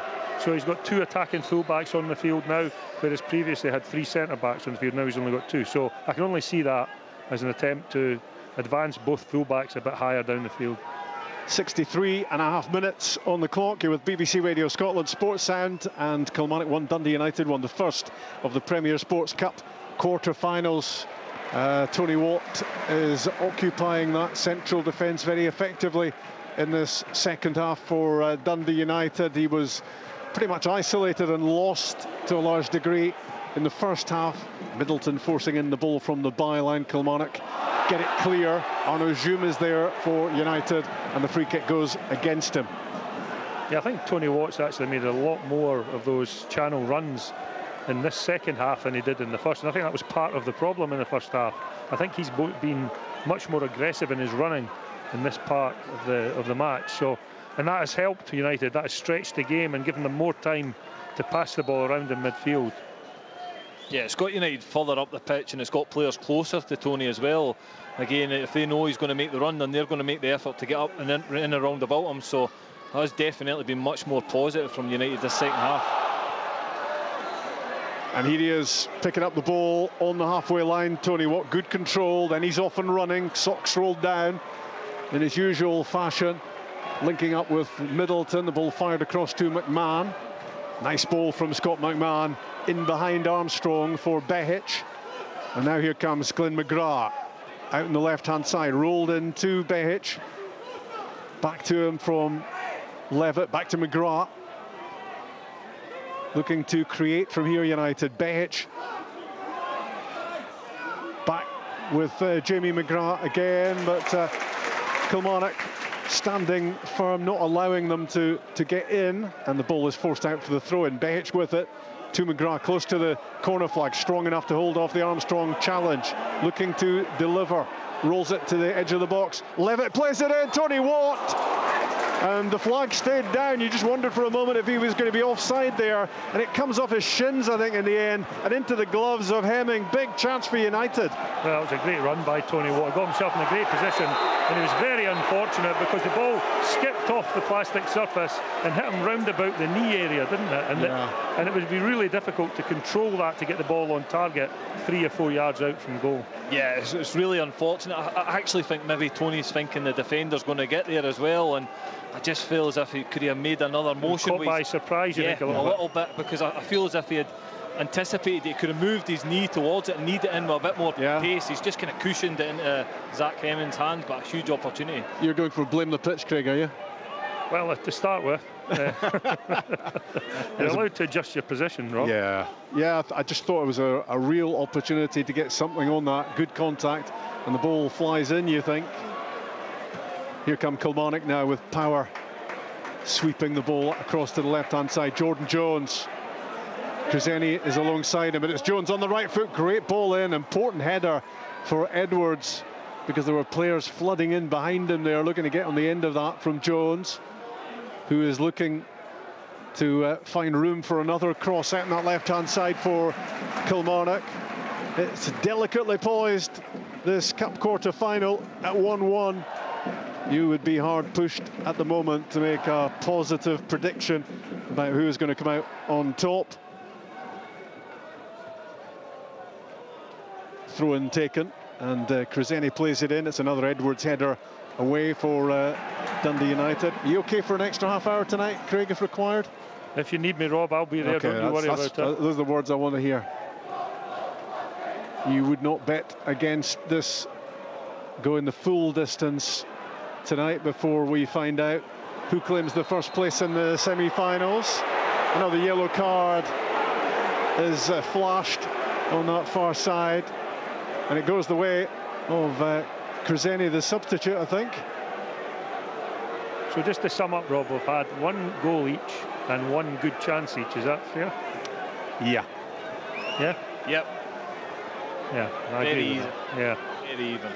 I love your statistical analysis. I know. Any more than 1 of each, I'm struggling. 3 yellow cards each as well. And it has been, well, just as competitive as you would expect it to be when you think of the prize on offer. Here come United, the ball flicked through by Middleton towards Watt. He just couldn't get it gathered, Tony Watt, otherwise he might have got a shot away. And now the game swings down in the other direction. Across comes Levitt, but he can't stop Armstrong. He stumbles, and Danny Armstrong is still in possession here, and he's heading for the byline, and Scott McMahon got a block in on the cross, and it flies behind and Kilmarnock at the corner. Yeah, really positive play from Danny Armstrong. Very weak for me from Levitt. He was favourite to get the ball, and Danny Armstrong just barges him out the way and continues his run and wins Kilmarnock a corner. But Dundee United would have been raging if the goal had came from that, because it was weak play from Levitt. It's Jones and Armstrong together again at the corner flag, but Danny Armstrong's going to leave it. It's Jordan Jones with the outswinger. Lots of action on the ball too from him, but United defend it pretty well and get it down into the Kilmarnock half. Alabiosu plays the ball back to Zach Hemming, and he fires it back down the pitch where Edwards takes control for United, and then Behic swings the ball forward. So, you know what, one thing that's quite apparent to me is that Dundee United have 1 big player at the corners. Whoever Edwards is marking has to just take him out the way altogether. Absolutely. Alan Power down the side, down the right side. McMahon clears for Dundee United. It's Power who keeps it in. Zoom to Behic, and away by McMahon, bouncing up towards Tony Watt. It's a battle with Lewis Mayo, and he comes out on top. Does really well. He was strong, and he spins away, and then he drives forward with the ball. Kilmarnock's number 2. Now it's Jordan Jones coming in off the left, chips it into the middle. Good defending from McMahon. Lafferty was waiting to apply the finishing touch. Here come Kilmarnock again, and it's Armstrong. It's a great ball in from Danny Armstrong. Doidge and Lafferty looking to get their heads to it. I think it was Doidge that got his head to it, but it was far too much contact. It flies wide. What he was looking for was a glancing contact. Yeah, but I think it has to be mentioned that I think Derek's change of system has helped them get control in the wide areas again, because they've started to throw crosses in the box. We're having two players on the outside now. They're able to mix it up and get more crosses into the box. And again, same thing applies. They still look really dangerous. But Edwards has done particularly well in defending these situations. Yeah, it has changed the game, hasn't it, for Kilmarnock, who were under the cosh, I guess, in the first 10 minutes of the second half, with Dundee United making a statement after the turnaround about their intentions in the game. But Kilmarnock looking to regain the initiative here, and they are having a good spell, and they look as if they are planning to create more opportunities, having taken one first half from the penalty spot. Liam Smith penalised for handball. Lafferty scored before very quickly Glenn Middleton equalised for Dundee United. It's Alabiosu for Killy down the right hand side, stopped by McGrath. The ball out for a throw-in. Alabiosu to Power, then Armstrong. Here goes Ryan Alabiosu cutting inside, and then not quite knowing what to do next.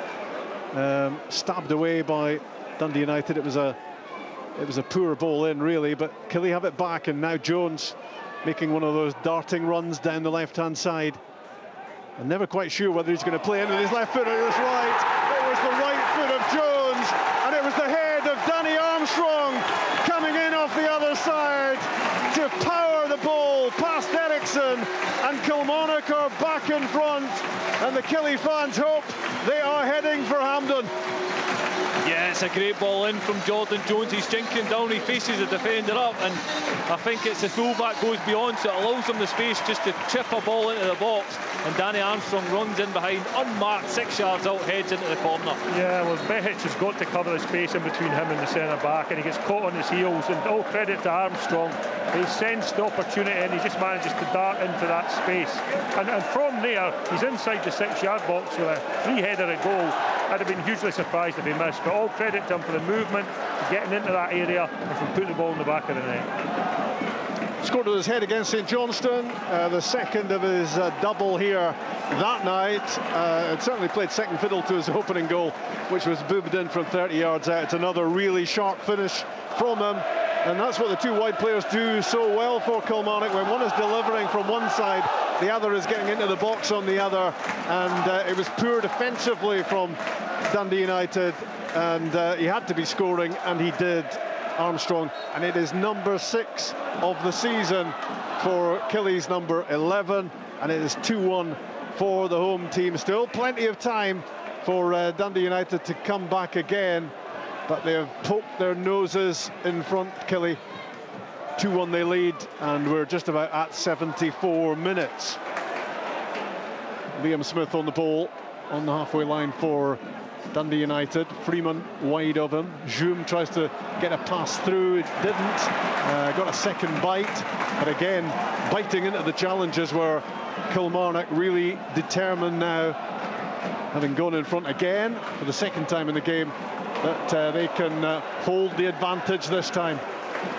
Good defending from Alabiosu as McGrath flicked the ball out wide towards Behic, and now it's Kilmarnock on the front foot again, and it's that man Armstrong, and McKenzie was losing his balance as he played the ball out wide, but Kevin Clancy was going to bring it back for the initial foul on Armstrong. In any case, free kick Killy 10 yards inside the Dundee United half. Brian. Tony Watt is going to be replaced. The player coming on will be Stephen Fletcher. And don't be too surprised if Ash Taylor comes on very shortly as well, because he's been told to go for in fact it's number 22. It's Kieran Freeman who's coming off, so it's going to be Kieran Freeman is coming off. It won't be Tony Watt. Stephen Fletcher, the player coming on, and Derek McInnes just pointing at Ash Taylor at the moment and telling him to come back. So it looks like he'll be coming on to try and shore up this Kilmarnock defence. Time to change things for Dundee United. Time to press the gamble button, get more attacking players on the pitch. They have to try and come back in the last 15. I'm just looking, Brian, is Cujo coming on? Yeah, he is. He's just been told to get stripped as well. Yeah, so Cujo is coming on. I'm Free not sure kick, who that will be for. Jordan Jones plays it in. It's not one of his best deliveries, swinging in beyond the back post and behind. And yeah, Matthew Cujo is now going to be coming on. The diminutive Cujo for Dundee United. Jamie McGrath, who's coming off. So now Dundee United have got Fletcher and Watt and Cujo all up in those attacking positions as they try to come back at Kilmarnock and at the very least take this quarter-final into extra time. Killy will have other ideas, having got themselves in front again. Eriksson fires the ball downfield. Joe Wright winning a couple of headers as the ball flew up in the air. Now Jones down the side for Kilmarnock. Another great delivery from him as the two wingers who do this fairly regularly, Cammy, linking up. Yeah, they're two key players for Kilmarnock. I know that Danny Armstrong has been working with Chris Burke in a one-on-one just to improve his game, and yeah, they're really, really important for Kilmarnock. A sixth goal of the season for Danny Armstrong is the difference at the moment in this cup tie.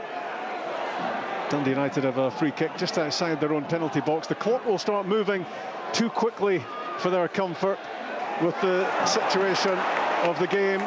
McMahon loses possession. Fortunate that the ball went out of play because Armstrong was looking to do more damage, and here he is jinking his way down the right side. His cut back towards Doidge is cleared.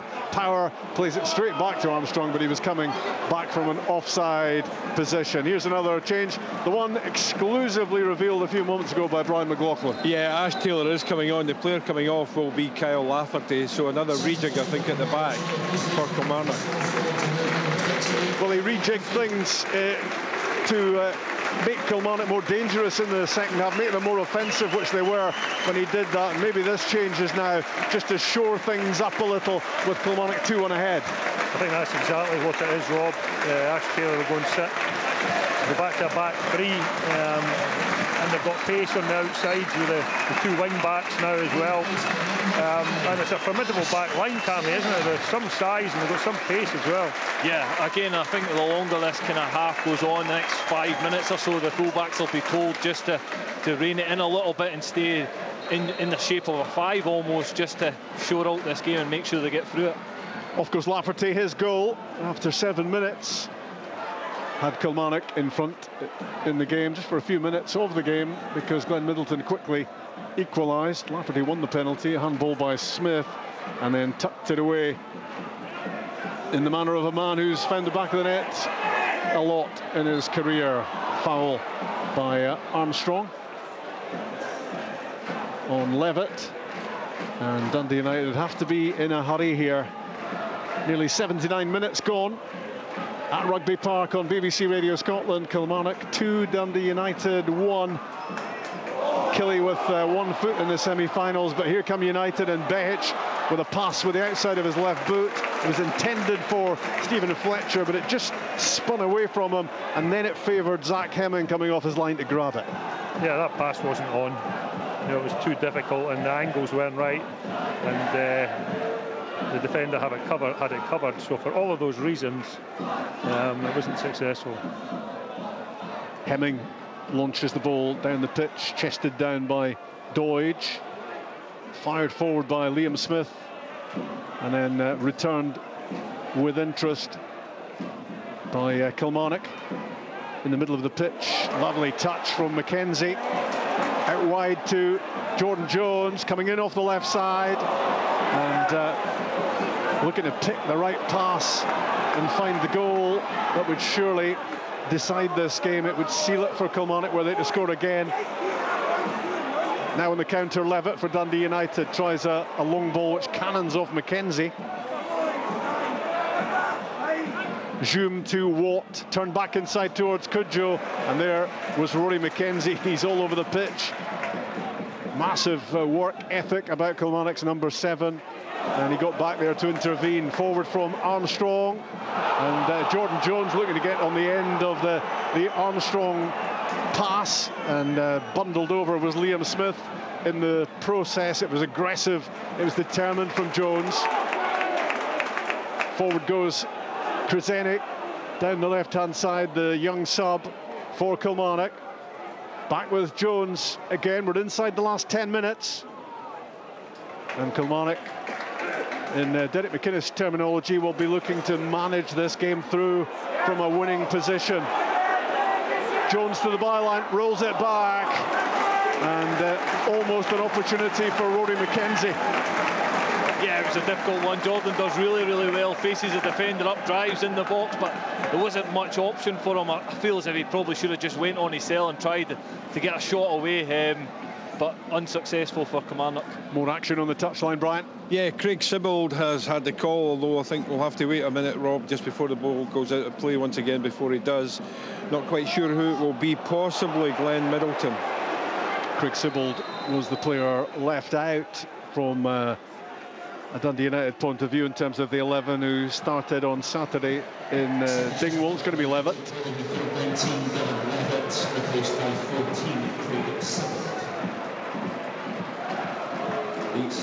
Such a talent, Dylan Levitt, but he just flits in and out of games at times.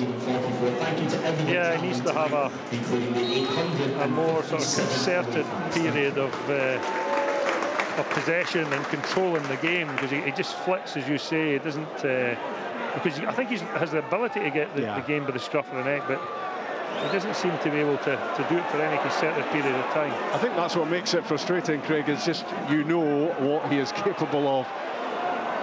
Here goes Scott McMahon, a really powerful run down the middle and then out towards the left-hand side, linking with Behic. We're inside the last 8 minutes at Rugby Park. Kilmarnock 2, Dundee United 1.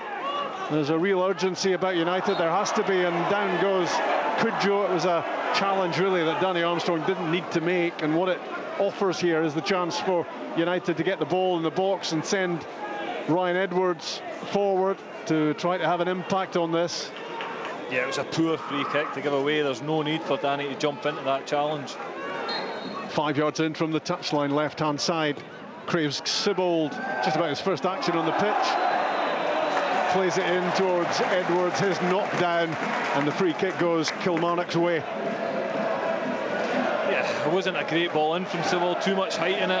Again, it was whipping far too far away from the goal for me. It was almost the 18-yard line, so in that position I'm thinking, look, try and whip it in between the goalkeeper and the defender, probably an in-swinger to put pressure on the goal. An in-swinger in those situations, because the ball goes away from the goalkeeper. Yeah, totally. It's not going to entice him out. One that comes in the way, there's a chance he might come out for it and make a mistake. Absolutely. You ask the question of the goalkeeper and the defender. That ball there is almost in line with the 18-yard box, going away from goal. You can't do a lot with that, so that opportunity for me is just a whip ball in the box, and ask Kilmarnock the question to defend it. Yeah, and who is it? Is it Deutsch that's down? Yeah. Yeah, no, this for me will be a wee bit of experience coming into play. I don't think there'll be. Are you suggesting that this injury is not genuine? No, I would never do that. No, I would never do that. Brian, there's another change, or at least one, maybe two coming. Yeah, I think it is going to be a double change. Chris Doidge is coming off, certainly, number 27, Ennis Cameron coming on. And Liam Polworth is also ready to come on. The board just about ready to go up, and that is, and in fact, it's going to be Danny Armstrong coming off with Liam Polworth, his replacement. Yeah, changes that are designed to just disrupt and delay the game as much as anything else at this stage. And probably told Armstrong to get over the other side of the pitch, because how far away can you be? Over there. really streetwise, this Kilmarnock team. Kyle Lafferty done the exact same when he was going off, was far away, ignoring the referee for a couple of minutes. Yeah, so they're really streetwise. And now he's pretending he didn't notice. Exactly. It's almost as good as his footballing performance tonight, and he's been excellent. Yeah, he's some talent, Danny Armstrong. It's 6 goals already this season. He's going to do a lot of damage in the top flight and in the cup competitions, and at the moment it's his header which is the difference. Is it going to be the goal which takes Kilmarnock into the League Cup semi-finals? Their prime objective this season was obviously to consolidate and stay in the top flight, having won the championship last season. But what a big bonus it would be to have a game at Hampden to look forward to, with the other 3 quarter-finals to come tomorrow night. Creseni on the attack down the left for Killie. This is where they want to be playing the game at this late stage, inside the Dundee United half, and remove the opportunity for Dundee United to take this to extra time. That is the plan for Liam Fox and co, but they need to get on the ball, they need good possession, they need to get up the pitch. Tony Watt plays one forward down the middle. Mayo clears for Kilmarnock. 86 minutes, 4 to go, then stoppage time. Kilmarnock can see that finishing line. Ash Taylor off the bench, bolstering their defence. Back it goes to Hemming, and he clears. Edwards with the header towards Hume. A clumsy challenge on Arnaud Hume, and it was Alan Power, and it's going to be a free kick for United, and no surprises about what they have to be doing here. That was good experience from Arnaud Hume as well. He just felt the contact and collapsed like a deck chair. Those collapsing legs. Sibbald plays it into the box. It was Fletcher up for the header. Mackenzie couldn't get it clear. Back into the box. What a hit from Stephen Fletcher. Left side of the penalty box. It was dipping, and had it dipped a little bit earlier, it would have been in rather than a foot over the top. That was close. Was he offside, do you think, Cammy? I don't think the flag went up, did it? No. Kilmarnock players were claiming for it, but I don't know if it was offside. But I'll tell you what a hit that was. If that's further in the corner, I think it goes in. It's just kind of middle to the goal, but it's a fantastic strike from Stephen Fletcher, and very unfortunate. Top technique, isn't it? That was absolutely superb. And it was very close to dipping under the crossbar from Fletcher. But here go Kilmarnock, and it's Alabiosu winning the ball, bustling forward. His shot blocked by McMahon. It slams into the back of Scott McMahon, and Sibbald clears as Kilmarnock go out in search of the goal, which would certainly have them done and dusted in the semi-finals. Falkirk 3, Alloa 1 in League 1. Connor Salmon with a goal back late on, but Falkirk heading for all 3 points. Tony Watt down the right-hand side for Dundee United. Can they introduce a late twist in the tail at Rugby Park? Just a couple of minutes to go, then stoppage time. 2-1 Kilmarnock. Matthew Cudjoe rolls it back. Arnaud Hume on halfway. Edwards square to McMahon on the touchline. Behic. McMahon continuing his run forward. Back it goes instead to Sibbald, who spins away from Mackenzie. Squares it to Hume, 30 yards out. Arnaud Hume with a shot which comes off Ash Taylor and goes behind. Corner kick for Dundee United. There will be 4 added on when we get to 90. Yeah, they're ramping up now. Dundee United putting the pressure on. Come on, they'll throw everything at them with this corner. It's going to be Sibbald to deliver from the left-hand side for Dundee United. And wow, there was a blast of the whistle while the ball was in the air, and that signifies a Kilmarnock free kick just at the time when Dundee United were looking to get this game levelled up late on. Again, I think that was a waste. Corner was just hung up to the back post, and that's food and drink for the goalkeeper, isn't it? Again, if Dundee United have watched Zach Hemmings, I watched him a lot last season. He's comfortable and coming for crosses, and that's like crossing practice for him. Dundee United don't have a big side, so you'd be whipping it in with loads of pace. That was just a floated ball and easy for the goalkeeper. We are inside the 90th minute at Rugby Park, almost into the final 4. Can Kilmarnock get the job done here? Danny Armstrong's goal is the difference. United just looking to create one late opportunity and take it. Behic with the cross ball. Great header away by Ash Taylor. And it's a bonus that he finds Innes Cameron as well. The board goes up confirming those 4 minutes being added on. Jones back with Cameron. Polworth was in the middle, but Cameron wins a corner kick off Sibbald. And the home team will not be in a great hurry to take this.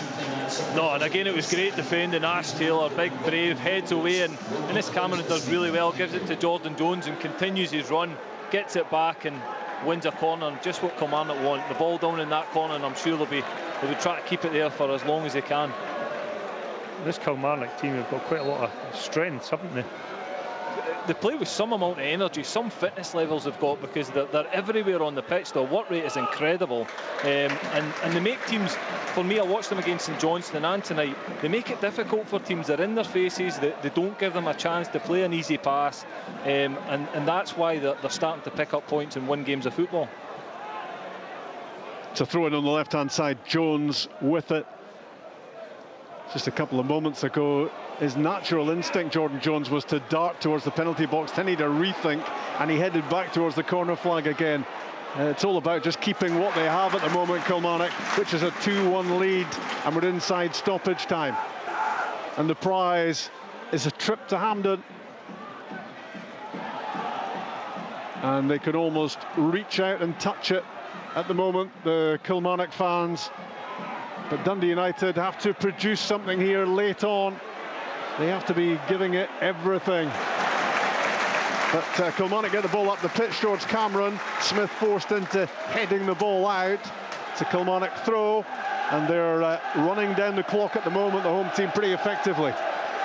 Yeah, all about game management, concentration levels, communication. That's all they need to do to see this game out. And for me, I think over the period they have been the better team. They've threatened it. There's not been much between the two sides, but Kilmarnock for me have just edged it. Yeah, there was a flurry from United at the start of the second half, wasn't there? Until Kilmarnock then regained some control. Yeah, I think the change of shape from Derek was because they hadn't really got back to what they're good at, which was putting crosses in the box, until he changed the shape, recognised the problem, put two players on the side to cause United problems, and then they started to gain control again. It's a really poor ball down the pitch from Eriksson, the goalkeeper, but Alabiosu just hands it straight back. And it's Sibbald who lofts one forward, looking for Stephen Fletcher. Towering header away by Joe Wright. Worked out wide by the Tannadice team for Behic. Deflection on the cross. It's another good clearance from Mayo this time. Then when it came back in, it was his header away.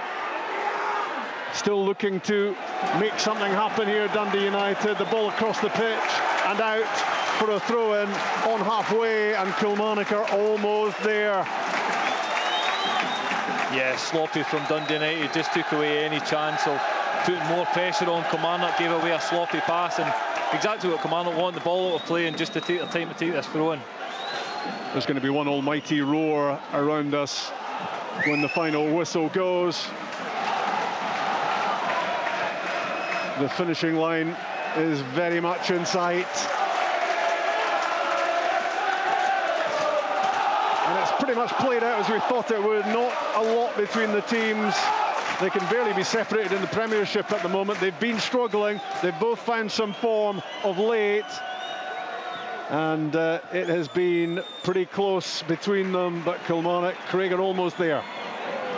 Yeah, and I agree with Cammy. I think that Kilmarnock have edged this game. Not by much, Rob, but they have edged the game. There's the final whistle at Rugby Park. Kilmarnock are in the Premier Sports Cup semi-finals. They are looking forward to a trip to Hampden 10 years after they won the League Cup. They haven't been as far as the quarter-finals since, but they take a step further with this win against Dundee United, and you would be hard pushed to deny that over the piece they have been the better team, ahead through Kyle Lafferty's penalty on 7 minutes after his shot was handled by Liam Smith. That cancelled out very quickly by Glenn Middleton's smart finish, a left foot curler. past Hemming for 1-1. That was the score halfway through. And in the second half, it was Danny Armstrong who came up with the key moment to take this tie beyond Dundee United. Jordan Jones with a cross, Armstrong unmarked in the middle, powered a header in past Eriksson, and that proved to be the decisive moment. Kilmarnock, the first team through, with the other 3 quarter-finals to follow tomorrow night.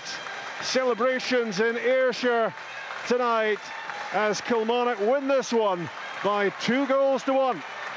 The Scottish League Cup.